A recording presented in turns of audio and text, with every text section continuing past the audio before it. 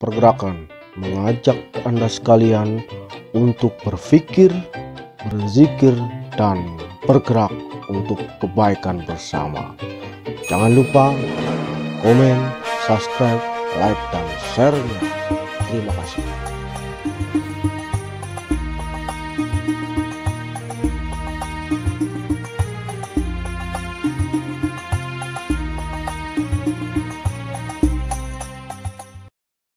Assalamualaikum warahmatullahi wabarakatuh.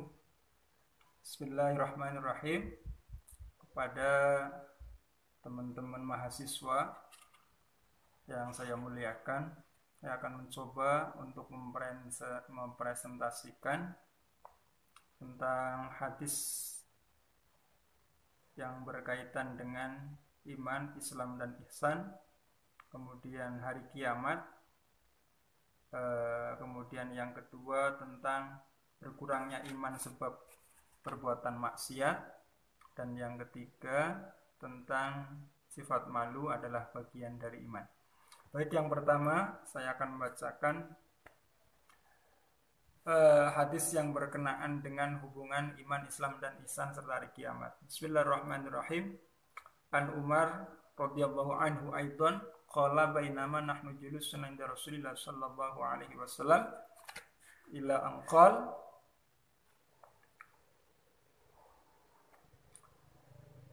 faqala Rasulullah sallallahu alaihi wasallam al-islamu an tashhada an la ilaha illallah wa anna Muhammadar Rasulullah sallallahu alaihi wasallam.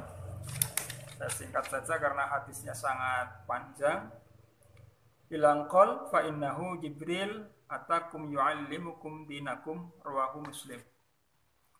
Inti daripada hadis yang saya bacakan tadi, yang tidak sempat saya baca semua, ini hadis diriwayatkan oleh Imam Muslim, yang artinya dari Umar radhiyallahu an, sahabat Umar bin Khattab radhiyallahu an, juga berkata, pada suatu hari ketika kami duduk dekat Rasulullah sallallahu alaihi wasallam, tiba-tiba muncul seorang laki-laki yang berpakaian putih, berambut hitam, dan tidak terlihat pada bekas perjalanan jauh, dan tak ada seorang pun di antara kami yang mengenalnya. Kemudian duduk, dan pada singkat ceritanya, orang laki-laki tersebut bertanya kepada Rasulullah tentang apa makna daripada Islam, apa itu Islam. Kemudian langsung saja saya maknai bahwa Islam menurut hadis ini adalah bersyahadat, bersaksi. Jadi mengucapkan dua kalimat syahadat, asyhadu an la ilaha illallah wa asyhadu anna Muhammadar Rasulullah. Bersaksi bahwa tidak ada Tuhan yang wajib disembah kecuali Allah, dan bersaksi bahwa Muhammad SAW adalah utusan Allah. Adapun yang kedua, Islam itu adalah mengerjakan sholat. Jadi inti daripada Islam setelah syahadat adalah mengerjakan sholat. Kemudian yang kedua mengeluarkan zakat. Kemudian yang keempat adalah berpuasa di bulan Ramadan. Dan yang kelima adalah naik haji atau haji ke Baitullah bagi yang mampu melaksanakannya. Ini adalah sudah dirumuskan dalam syariat, namanya rukun Islam. Jadi orang Islam harus melaksanakan ke semua rukun Islam tersebut. Adapun iman, menurut hadis ini adalah iman itu yang pertama meyakini bahwa Allah, meyakini bahwa Allah itu ada. Meyakini bahwa Allah itu ada. Meyakini bahwa Rasulullah SAW itu adalah utusan Allah yang wajib kita yakini akan kebenaran ajaran-ajaran yang disampaikan para Rasul utusan Allah, dan meyakini bahwa Allah adalah esa, zat yang tunggal, tidak berak dan tidak diperanakan. Yang pertama. Kemudian yang kedua, beriman kepada para malaikat, artinya kita mengimani keberadaan malaikat adalah salah satu di antara makhluk ciptaan Allah. Kemudian yang ketiga adalah tentang iman kepada kitab-kitab Allah. Artinya kitab-kitab Allah semuanya adalah kalamullah yang wajib kita imani, isi kandungan kitab-kitab Allah. Kemudian yang keempat, iman kepada utusan-utusan Allah. Iman kepada utusan Allah artinya kita meyakini bahwa apa yang disampaikan utusan-utusan Allah, para Rasul Allah itu adalah benar. Kemudian yang kelima, beriman kepada hari akhir. Artinya kita meyakini bahwa setelah kehidupan dunia, setelah kematian, kemudian ada yang namanya hari kiamat, hari kebangkitan, di mana setiap individu manusia akan bertanggungjawabkan di hadapan Allah Subhanahu wa taala. Adapun yang ke-6, isi daripada iman itu adalah meyakini adanya takdir dari Allah, baik maupun buruk. Artinya bahwa setiap apa yang terjadi dalam bumi ini, yang terjadi dalam manusia, bahkan dalam diri kita, semuanya tidak lepas dari takdir Allah Subhanahu wa taala. Kemudian disimpulkan dalam suatu syariat bahwa ini dinamakan dengan rukun iman. Jadi setiap orang yang sudah berislam kemudian harus memenuhi daripada ke-6 rukun iman tersebut. Adapun hadis yang kedua tentang karena perbuatan maksiat.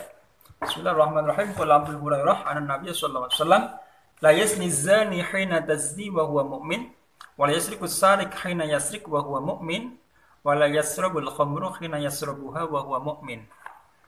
Artinya dari Abu Hurairah berkata bahwa Nabi Muhammad SAW bersabda, seseorang tidak akan melakukan perbuatan zina sedang ia dalam keadaan beriman, dan seorang tidak akan melakukan perbuatan pencurian sedang ia dalam keadaan beriman, dan seorang tidak akan minum khamr atau minum arak sedang ia dalam keadaan beriman. Hadis riwayat Muslim.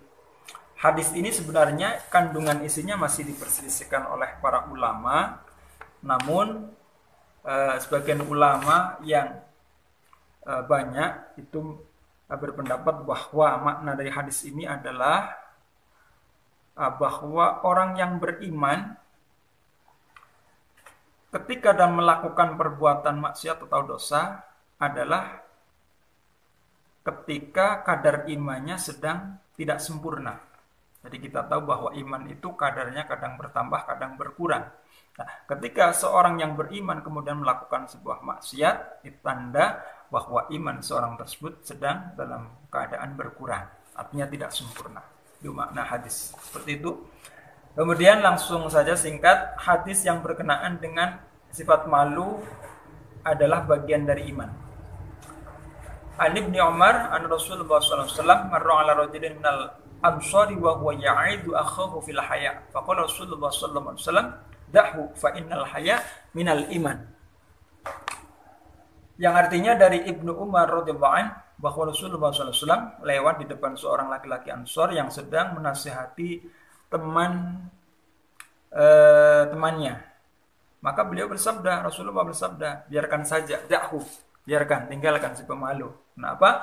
Innal haya minal iman. Karena sungguhnya sifat malu itu adalah sebagian daripada iman. Ini hadis ini membuktikan bahwa sifat malu yang karena takut berbuat dosa, sifat malu karena takut berbuat salah, berbuat pelanggaran, ini justru menjadi kebaikan yang menjadi bagian daripada iman. Karena apa? Karena seseorang yang takut berbuat salah, takut berbuat tercela, itu akan menjadi benteng, akan menjadi penghalang dia melakukan sebuah kesalahan, sebuah dosa, sebuah kemaksiatan. Seperti halnya iman seseorang menyebabkan seorang mampu menahan dari perbuatan